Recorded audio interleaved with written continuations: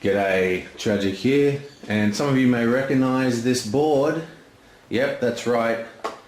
Pack openings and card evaluations off the top of my head are coming once again, and this time we're doing Desolation of Hoth, which is the first pack of the Star Wars the card game. And I know it's been out for a while, but I'm in Australia, so it takes a while for us to get it.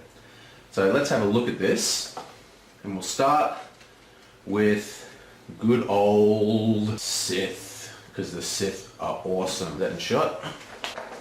Now, this is the first objective. Now, in these packs you get 2 copies of all the objectives except for the limit to 1 neutral objective. Now, this is Killing Cold. It's got 1 resource generation, costs 5, very, very standard. And its effect doesn't excite me a huge amount. Action speed. Sacrifice a unit to control. Sacrifice a unit you control to remove 1 damage from a friendly Hoth objective. This seems quite expensive to me. You've got to sacrifice a whole unit and you only remove 1 damage from a friendly, and it has to be Hoth.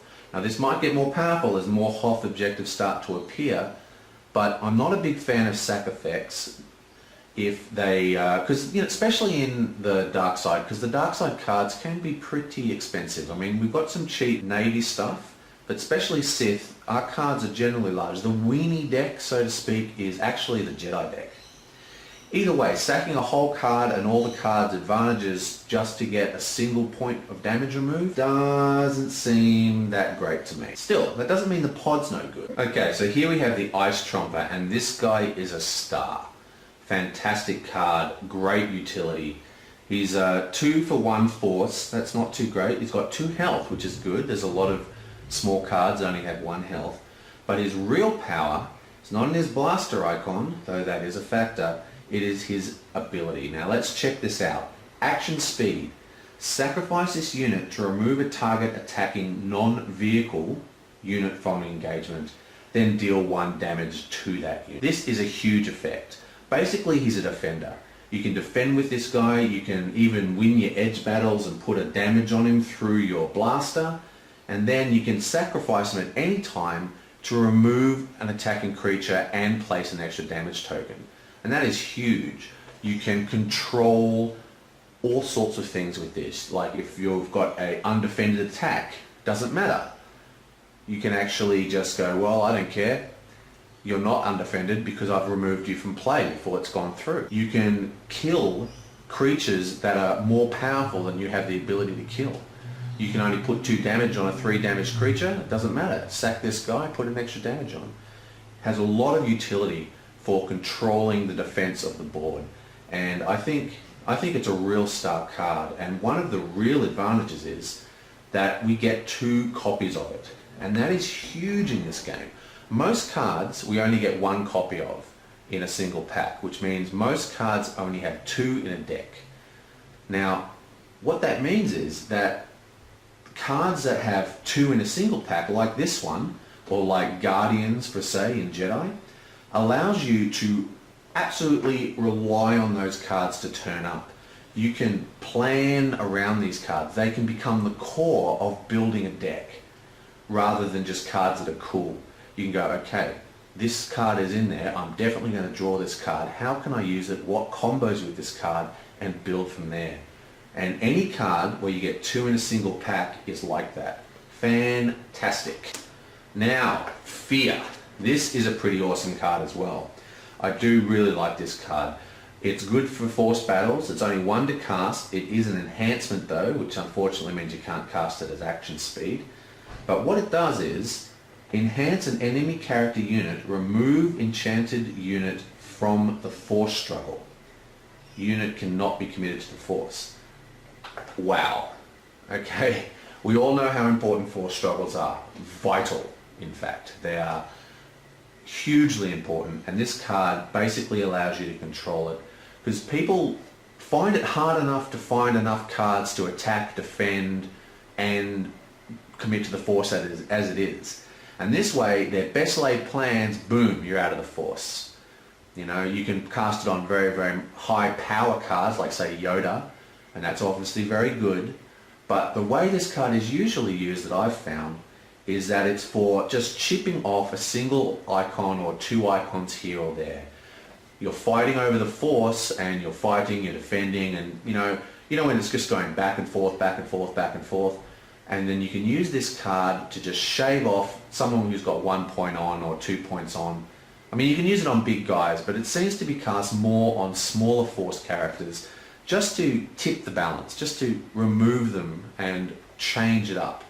Now, as I said, the only problem with this card is that it is an enhancement, which I think is probably good because that, it drops its power level a lot.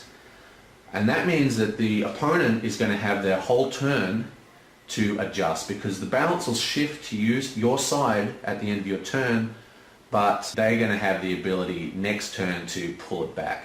So you can usually get a Death Star dial turn out of this card every time you play it. And that is pretty massive. And if you play it on a huge character like Yoda, you could probably get a couple. Anyway, this is a very good card, and I like it a lot. Now, also, just while we're looking at that, check out that art. That's like Luke when he's on Cloud City.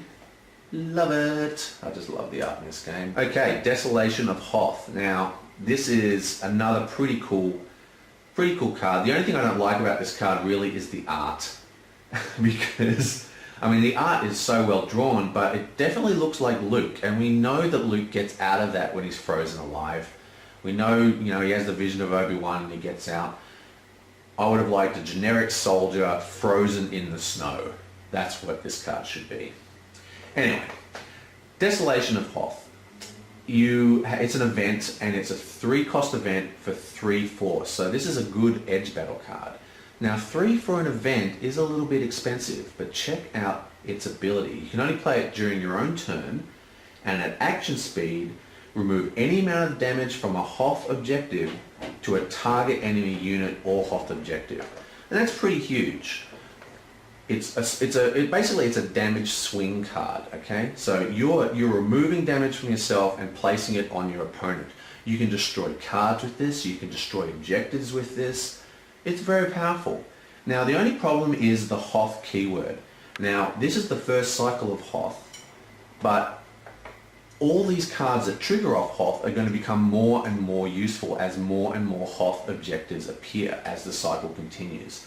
So while this card has fairly limited use to start with, it's going to get more and more powerful. Now, is it a Force Lightning? No. Is it a Super Laser Blast? No, not really. But just think about what it is doing. Unlike both Force Lightning and Super Laser Blast, this can damage both objectives and enemies, and it has extra force icons. Okay, so it's got a much higher utility. But again, the Hoth keyword holds this card back for now. Still, I think this card is pretty darn good. I mean, if you are placing it, if you've got a objective that has 4 damage on it, that's a 4 damage swing. Heal your objective for 4, take out like a major character, or even blow up a really annoying objective. Very, very cool card, and I think a little bit underrated at the moment. And finally, we have another Twist of Fate. Not a lot to say about this card. It is a really good card. I actually believe that there's a few too many Twist of Fates already printed. Now, what I'm trying to say with that is, it's getting to the point where you are guaranteed to have fate twisted on you during your force battles. I mean, you can have a force battle where people play like 2 of these cards in one battle. So it gets reset twice. Now, this is starting to affect the meta of the game. People are starting to think, well, the edge battles, you can never guarantee to win them. Now, obviously, we want to have that kind of, ooh, is he going to play one kind of thing going on? But I really think that too many of these cards in the sets is really going to start to negate that entire part of the game. People are going to start going, well, what I'm going to do instead is I'm going to focus on removal, which can remove people from the entire defense process, guaranteeing an automatic end. And I think I've already seen decks trying to focus more on that, especially heavy tactics icon decks. But I mean, more Twist of Fates. Twist of Fates are good. I just feel that I don't want to see too many of these popping up just continually through the game till you can have, you know, a really dense amount. You know, like if you can have every single pod have 1 or 2 of these, you know, it's basically going to completely cancel the whole point of edge battles, which would be a real shame, because that's one of the bits I like about this game the most. Okay, so that is the first pod for Darkside, and I think it is a very good one. This is an extremely good pod and has a lot of utility. I especially like the double Ice Tromper. I think that is just excellent, and everything else is just icing.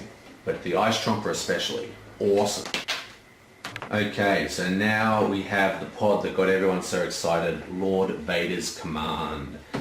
Again, it's a 1 resource 5, you know, nothing really fancy, but it does have an incredibly powerful effect on it. While this objective is undamaged, increase the cost of each event card played by an opponent by 1. Now, if your opponent doesn't realize how powerful this card is, then they're screwed. Seriously, if you see this card, put a damage on it. Just try and put 1 damage on it. It makes a huge difference. You know, 0 cost cards suddenly become 1 cost cards, 2 cost, 3 cost, 3 cost, 4 cost. You know, increasing the cost of those event cards completely changes the planning for the light side player. And yeah, I mean, I think that this is a card that, you know, light side players tend to underestimate just how much this changes the game. So yeah, very, very powerful effect. Now, the thing is, it can be shut down very easily, right? But those opening moves, those opening turns when you're setting up your board, you know, the first few rounds, this card is going to make a huge difference to the way they control the table. Very, very powerful and undervalued. Now, the Great Lord Vader. Now, this is a unique card because it is Vader, obviously, which means that you can't run this and the core set Vader at the same time. Well, you can, you just can't have them on the same table at the same time. Now, they're very, very different cards designed for very, very different decks. Now, obviously, one is Navy and one is Sith, but the real difference is the way the card is used. The stats are the same, 4 damage, 4 force, 5 cost. But while the Sith card has a passive effect that increases damage based on events, this card has a passive effect that adds a blast icon, that adds a bomb icon to every single one of your other units. Okay? So while this unit is attacking, each of your attacking units gain a bomb. Now, it is the while attacking that makes this card so different to the other Vader. One of the major uses of the core set Vader is to just hang around. He just sits untapped, committed to the Force. You're using him as a defense if you need, because he's got elite and he'll untap. And you're using him to fuel extra damage through direct damage events. You know, you cast an event, draw 2 cards in your hand, add a damage to someone. That's what he's for, as a defensive kind of card. Right? This is the exact opposite. This is a face beater. Okay? Works extremely well with weenie, I guess is the term. But the smaller cards that we see in Navy, not the big, huge, massive capital ships, I'm talking about the small little TIE fighters and stuff.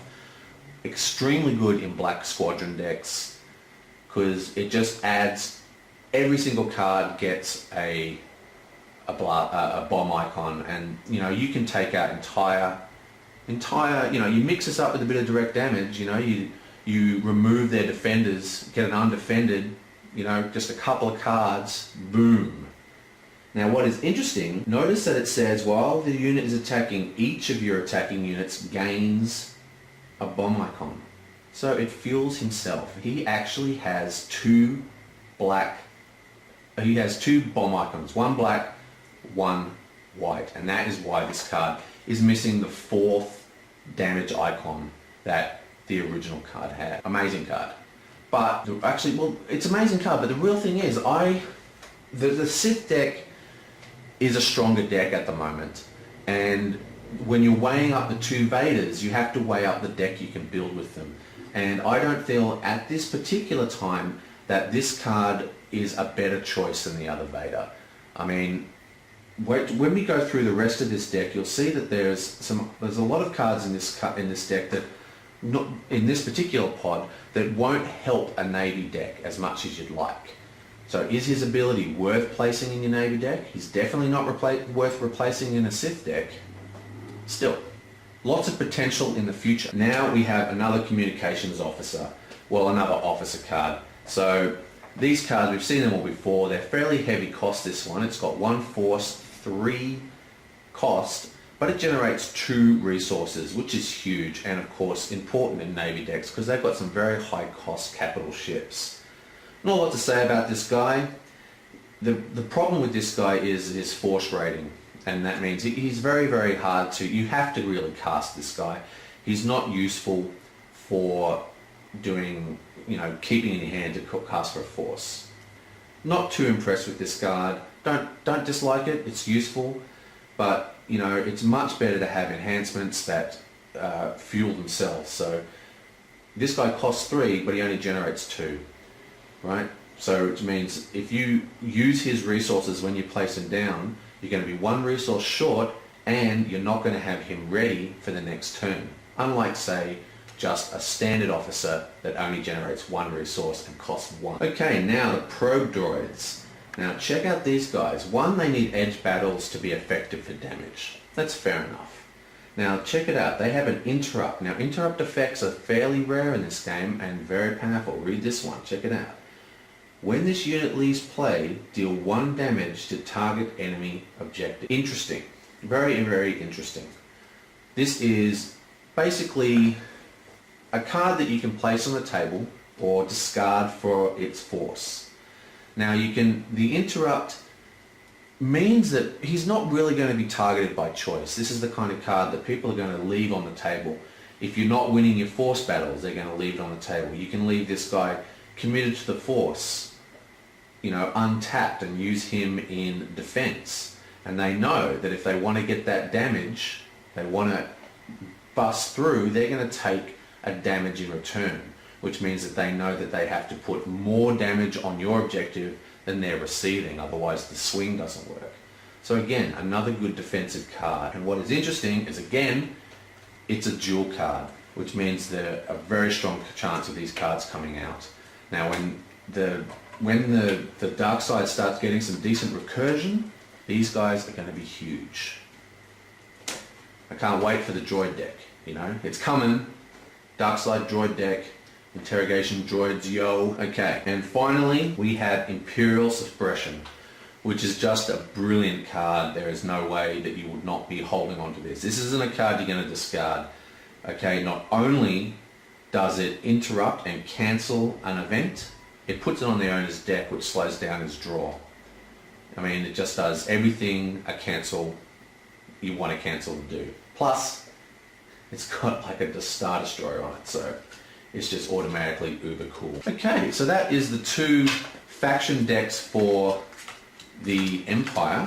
Now, personally, I think the Sith deck, the Sith one, wins out on just uber awesomeness. But like I said, this deck here, this one here fits into existing decks. Okay, this the Ice Tromper guy. He fits into the laid-back Sith defensive damage deck, while this deck is for the high-damage Black Squadron, Navy deck, which is just nowhere near as powerful at the moment. Okay, and here we have Shadows on the Ice. Now, the very first thing you'll notice is that this actually generates 2 resources. This is good, but it's not really that good. I mean, 2 resources, yeah, that's fine, but there's actually quite a lot of acceleration in this game, and it doesn't have any other effects. And what is more important is that it's limited to 1 time. You can only have 1 of these pods in your deck, which means that you can't count on those 2 resources. You cannot decide, okay, I'm going to have, very hardcore units out early, and this is one of the ways I'm going to do that. It's really not useful for that. I mean, there are ways you can do it. I mean, if you're using a lot of other 2 resource pods, so you've got like 3 pods running 2 resources instead of 2, I can see that working.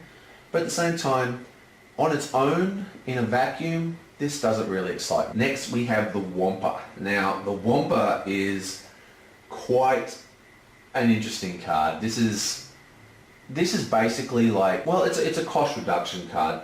The effect is reduce the cost to play this unit by 2 for each Hoth objective in play. Now at the moment this is fairly hard to trigger because it's only 2 out of a total of 10 pods. Or maybe you might have 3 if you're running this guy. But the point is the percentage of Hoth objectives is quite low relative to the other objectives, so it's very possible that his effect will not be able to trigger. Now once you've got all sorts of Hoth objectives running, playing this guy for 1 is, it's a no-brainer. Why the hell not? 3 defense, 2 blaster icons, black, pretty good. Now also note, there are 2 Wampas, okay? Now, but remember, this is a limit once per deck pod, so even though there's 2 Wampas, it doesn't matter. You're not actually getting any extra utility. Okay, so next we have a fairly interesting event. Now, basically this is a control event. It allows you to, whenever you remove a focus token, you can then place a focus token on someone else. Now that is very, very powerful for aggressive decks, okay? Like what you might be running if you're running the Navy pod that this came, because it allows you to basically stop them from defending, okay? Especially if they've attacked as well, because often you attack, you've got your force commitments, usually there's not a whole lot left, okay? So this way you can remove them from the game, get those undefended attacks, fly in with your Black Squadron and Vader, and boom, just take out like entire, 2 objectives a turn. But the problem with this is that it's an event, okay? Now they have given you 2, so it's very possible to cast this. It's just as likely to cast this event as any other event that has in 2 different pods. But still, the real thing is the Hoth keyword. It only works if you have Hoth objectives in play. So again, this is another one which, while it's quite interesting, probably won't see a lot of play, at least until the 3rd Hoth expansion pack is out. Because once we have more Hoth objectives that are good and in play, this card becomes a lot more easy to trigger. And finally, we have a unique edge card, which is what I wanted to see. I was a bit nonplussed by Twist of Fate. This is Battle for Hoth, and this is the first new card for edges. Now, it's got an interesting effect. It is another swing, in a way. Unlike a lot of other edge cards, this is actually worth 3 force tokens, not 2, which is unusual. But what is really good about this is that it's got utility. You can use many things. If you're defending, you can remove damage. He does all his calculations, goes, okay, if I'm going to win this and I'm going to destroy that objective. Oh no, this objective survives. Now the problem, of course, is the same as the whole set has. It only triggers off Hoth, okay? So again, until there's more Hoth objectives out there, this card is actually dead. Now, remember, even if the effect doesn't trigger, the 3 force icon still does, which might be why there's an extra force icon on. But again, this is a card that's going to become more powerful as more sets come out. Okay, so that is the last of the dark side. And again, this doesn't hugely excite me, this neutral pod. Now, it has got 2 resources, which means that for those heavy cost decks, for Sith, and we've seen some previews, that means that there's some pretty heavy cost cards coming. Stacking a deck with objectives that have 2 resources, so you're guaranteed to get maybe at least 2 of them out, preferably 3. This is a good one to put in, especially if you've got more Hoth, because it's got a lot of stuff that ticks off Hoth. But at the same time, not hugely impressed. It's one of those pods that is just going to get better over time. Okay, so that is the end of the Evil Empire, and now it's on to the boring ass goodies. The goodies. Okay, so a message from beyond. Now this is a pretty interesting pod. Again, it's 1 for 5. But look at its reaction. After you refresh, damage this objective to return the topmost enchantment from your discard pile to your hand. Now, if this was anything but an enchantment, I would have liked. If this was a unit, boom, unbelievable. But because it's an enchantment, I mean, there just isn't. I mean, you can get back Socho, you can get back lightsabers. You know, there's a lot of stuff you can get back. But at the same time, I just don't feel that this is really an effect that I think is worth, at this time, taking a damage for. I mean, it's not a terrible effect. I mean, recursion is always good. Anytime you can pull a card out of your graveyard, it's always good. They have limited it, meaning that it's got to be your topmost attachment, but still, you know, I just feel that the extra damage, you know, it doesn't put it into play. You still have to pull it into your hand and cast it. You know, it reduces your draw. So if you damage this during your refresh phase, right, that's one less card you can draw during your draw phase. So it slows down the cycling through your deck. You know, it's not you know, you need to have a deck full of enhancements that you have a plan for to really run this card. Well, to use this card. It's a bit unusual because of the pod system. You've got to evaluate them all together, not just one at a time. Talking about the next one, Obi-Wan's Spirit, or Old Ben's Spirit, beg your pardon. And now this is an enchantment, and it works perfectly with this, with its previous ability of their objective. Now, Old Ben's Spirit, this is an attachment that goes onto a character, and then when the character would be killed, instead of killing the character, you discard Old Ben's Spirit and remove all damage, which is a huge thing. Okay, so basically, if you have, say, a 3 damage character, he's now a 6 okay? And he can be killed through any means. You know, you can cast a Force Lightning and kill him, which doesn't even put damage on him, and it will still trigger. Very, very cool. Now, what is interesting, of course, is that you get 2. Okay, so you can have 4 of these in your deck, and that's pretty powerful. So 4 of these in your deck, you have 2 chances, you can fish them out of the graveyard, recast them on your troops. Pretty powerful. Now, the deck that I've seen people, and I've been trying to get working myself, but haven't, is everyone wants to get the Ewok deck to work. Now these cards work with Ewoks, okay? They work with Ewoks, they work with Home 1, I think it's Home 1. Okay, not Home 1, it's Redemption. So you run this, you run Redemption, Red 5, plus your Jedis. So that's a very Jedi heavy deck. It's got a lot of the advantages of Jedi, but it also has all this recursion and character protection. If you're running this pod twice, you've got your Ewoks, you've got Redemption, and you've got your Guardians out, your characters are indestructible, you know? You can just not care, just charge them straight into the wall, they die, bring them back, you know, Redemption puts them back in your hand, you can bring back Old Ben's Spirits. There's a lot of combos going on now.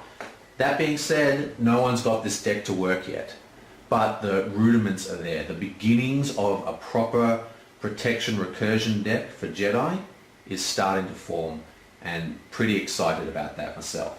So we'll see how that forms with the rest of the pods coming out, because it is not quite there yet, but still, these are cards that are going to become popular. And this is what I was saying before, there's 2, which means you get 4 in your deck, which means that you can build combos around this card because you have more chance of drawing these than any other card, you know, because there's 4 of them in your deck instead of 2. Simple math. Weapon Mastery. Now, this is probably the worst art I've seen in the game so far. Just don't like it at all. Yeah. Still, it's got an interesting ability. Target character gains a blaster for each enhancement on it until the end of the phase. Again, combos with Old Ben's Curse. But at the same time, this 1 blaster icon, how often do you have multiple enhancements? Not really so much yet. Maybe in the future. But cards are so fragile in this game that spending so much money to enhance a single unit is not always the best choice. because if that unit's destroyed, you've basically lost all that money. You know, they could cast a simple Force Choke with Vader out, put 2 damage on it, or cast a Force Lightning, which will kill anything, it just has to have a focus token on it, and get like a 3-for-1. As in, it kills you and it kills your 2 enhancements in 1 card. So that's, he casts 1 card and he's destroyed 3 cards. So not really that cool. I'm not a fan of this one. It does have 2 Force icons, which of course is very good, but still not, you know, nothing too exciting for me with this particular card. Calm. Now, this is another card which, for the exact same reasons, I'm not a big fan of.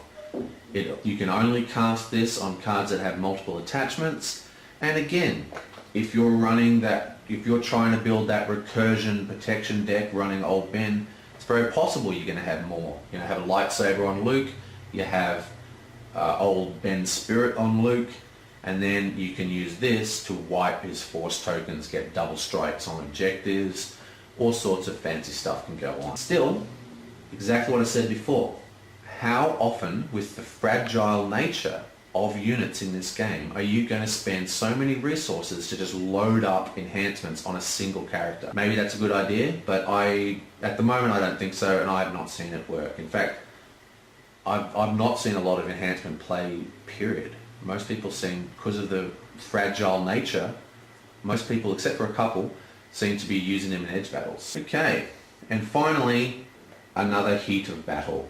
We've all seen this before. It's a good card. It's got 2 Force icons, puts an extra damage on opposing units. Not a lot to say about this. It's a good card. Okay, so on to the next one, Hoth Operations. And again, it's a 1/5, and 1/5 usually means that there's an ability on the card, which of course this one does have. While you control Hoth objectives, again, we don't need to repeat it ad nauseum, but it'll get better as more Hoth cards become available. So while you control more Hoth objectives than your opponent, each of your speeders gains Edge 1. Now that is interesting, okay? Now some people don't realize what Edge 1 means because it doesn't pop up as much as the others, but all this means is that your other speeder cards gain an extra Force icon during Edge Battle discards. Okay? Not Force struggles, Edge Battle discards. Now this isn't a particularly exciting card.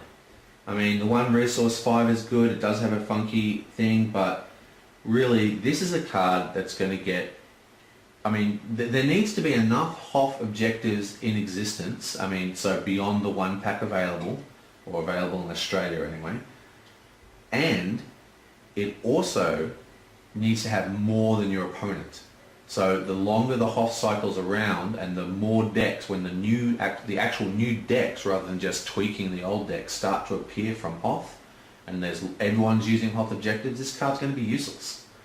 So not impressed, you know, this is not an objective that you would include for its effect. Now, good old Wedge, the man, the legend, Wedge Antilles, one of the few characters to be in the entire series and survive.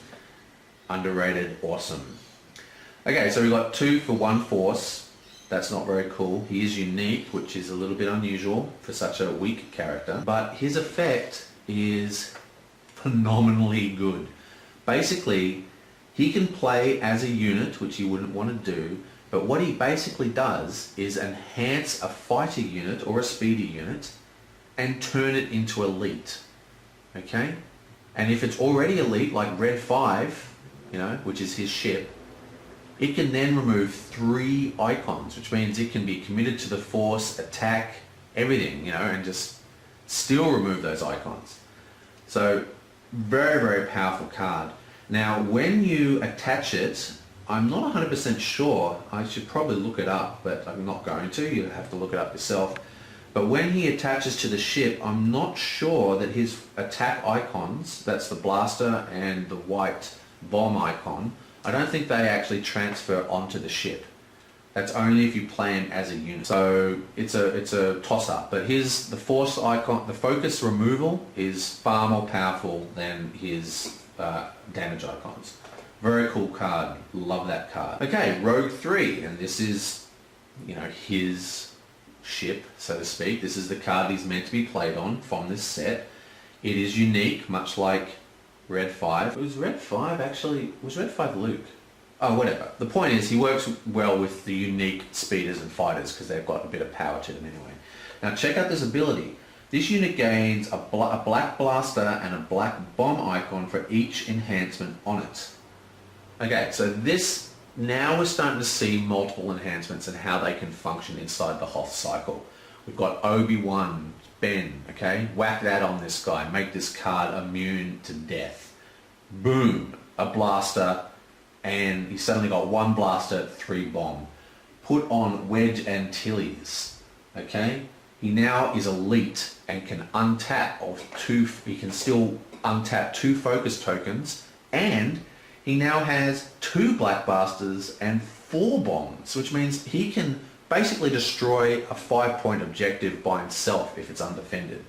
And that's with 2 enhancements on. Mind blown.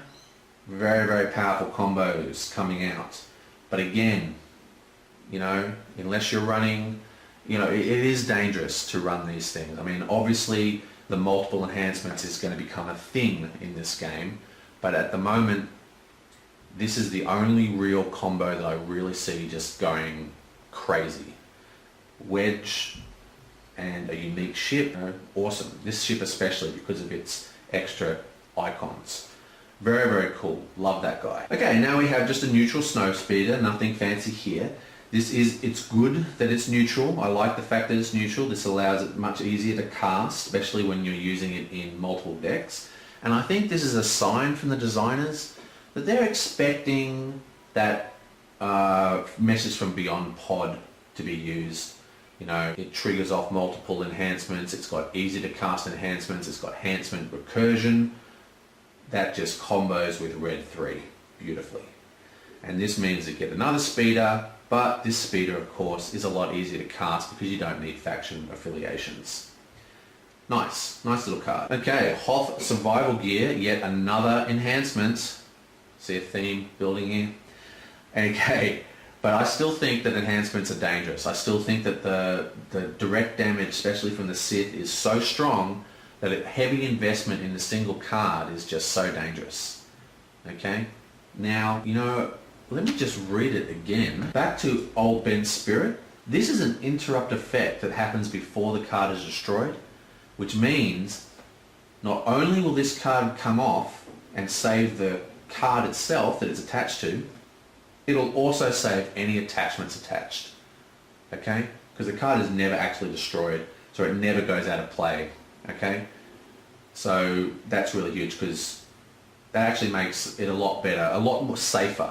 But again, it makes it pretty imperative that you're running Old Ben's Spirit, which I think is why it had the neutral card. Okay, so back to Hoth Survival Gear. Enhanced unit gets +1 damage capacity for each Hoth objective you control. Again, this is a pretty good objective.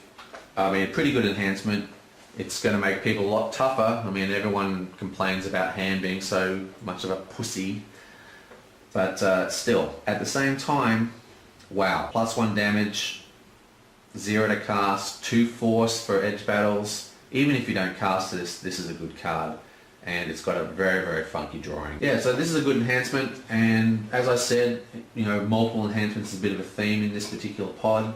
And yeah, so that continues it, and it's good stuff. And finally, we have Target of Opportunity, which is the extra damage to engage objective. We've seen this a million times, there's nothing more to say about it. Okay, and now we have Echo Base. This is the... Okay, so now we have Echo Base, limit 1 per objective deck, while you control more Hoth objectives than your opponent. Again, I've already gone into that with that other, you know, alliance card. I don't like it. You know, the chances of you having more Hoth objectives is going to get less and less and less as this pod comes out. But the interesting thing is, the longer the game exists, this card's going to come, and the other card is going to come up in power. And what I mean is, take Call of Cthulhu, which is a game that I love and I play to death, and I can't understand why everyone doesn't love that game. But that is an amazing card game, and it's been around for a long time now. In fact, it was the first LCG FFG ever made. And one of the cool things about that is it's been going so long that these cycle dependent effects, like say Hoth in this one, or say Dreamer, you know, or Dreamer and Night and Day, they're about to come out again in Call of Cthulhu. But my point is that you could build decks a year from now, all Hoth, and everyone has moved on. They're running Dagobah decks or whatever the current, you know, Coruscant decks or whatever the current meta is. And you can bring these older packs out and be guaranteed more Hoth objectives. So this is, I mean, but at the moment, it has all the problems that I stated before, but it is worth noting that this effect is going to get good again once the card pool gets larger and people start having so much choice that there's a very strong chance you're going to meet someone who has no objectives of Hoth at all. But basically for the near future, every deck is going to have Hoth objectives once this cycle is complete. Okay, and again, this card is not a lot to say about this. This is just the same as what I was just saying. This is a card that's going to get more powerful the further on we get into the card pool. And I'm not talking like 3 packs away. I'm talking like 2 complete cycles away, like at least midway through the cycle after the big box expansion. Okay. Now what is super cool about this is we actually have 3 of these guys. Wow, that's pretty crazy for a 1 pod expansion. And they're all the same. They come with 2 white bombs, but for every Hoth objective, so you could theoretically have 3 blaster icons. So that's a cost of 3 blaster icons, 2 white bomb icons. That's pretty huge, but again, pretty hard to go off. And finally, the last card, there is 2 copies of this card. Ooh, he's upside down. Okay, so this is a condition attachment or enhancement. Sorry, there's so many terms nowadays. Okay, destroy the first enemy unit to strike against a friendly Hoth objective each turn after its strikes resolves. Okay, so that's pretty amazing. Okay, so you play this out. It doesn't enhance a particular objective, it enhances your entire area, your entire side of the table. And what it basically means is that if people are attacking your Hoth objectives, they're losing cards. And again, just like the whole of this pack, this isn't going to be very good in the near future. Because, you know, once 4 or 5 packs of Hoth are out, everyone's going to be running Hoth. But again, like I said a couple of times now, years, you know, like a year from now or half a year from now, when there's like a much larger card pool, the chances of meeting other decks that aren't running any Hoth becomes greater and greater. And in Call of Cthulhu, you know, people are running decks that have keywords that are just completely unknown. Like they're just out of the blue. Like, oh, there's nothing in my deck that can deal with that because that was like 6 cycles ago. Okay, so that is the Jedi decks and the Hoth, the Sith decks. And what is my verdict? My verdict is buy this pod, of course, because it's awesome. But I have to pick my favorite pod, and I am going with everything's out of order. I'm going with Hoth Operations. What, you might say? That's crazy, man. Well, in a way it is crazy, but in another way is that I feel that this deck, especially that card I talked about, Red Rogue 3, okay, this is a combo that's just going to get better. It's an actual clever, beautifully synergizing effect inside the game, and I love that in card games. And I just think that Rogue 3 with Wedge Achilles, whack on an old Ben, you know, you've got your unfocusing events, you know, there's some pretty amazing stuff that's going to come out of these multiple enhancements. Now again, of course, it does have the downside of being fragile, but I really love the idea of this combo and this whole design of this particular pod in general. And its sister pod, of course, is the Jedi pod, but still, this is the one I'm most excited about. Not for what can be created now, but what kind of decks can be made in the future. Fascinating. Awesome. Okay, and best art. Okay, let me have a look here. Okay, so best art runner-ups.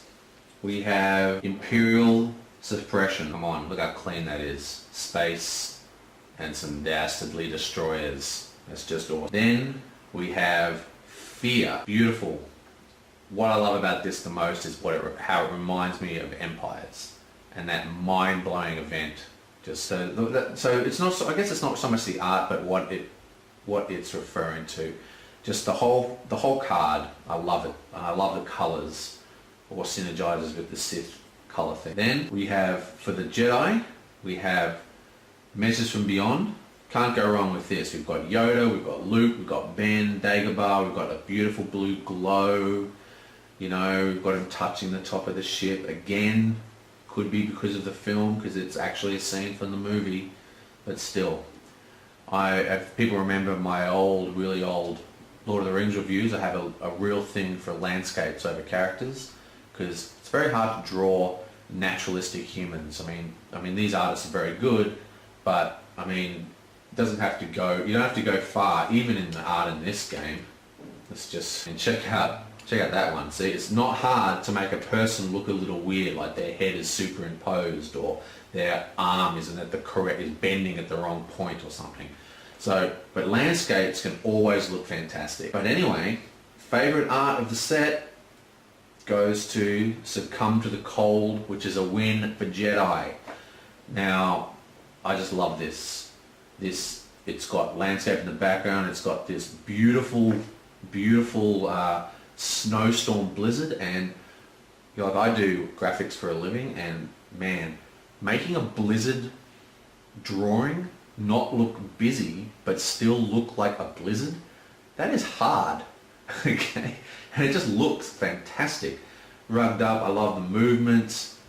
Yeah, I love the shading. This is just a beautiful piece of art, and yeah, my favorite for the set. Okay, well, that was Desolation of Hoth, and that was my first card box review in a while. Tell me if you like it and I'll do more.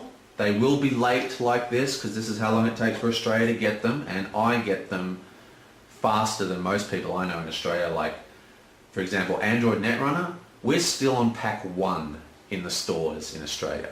Okay, very first pack, just letting you know. Still, catch you next time.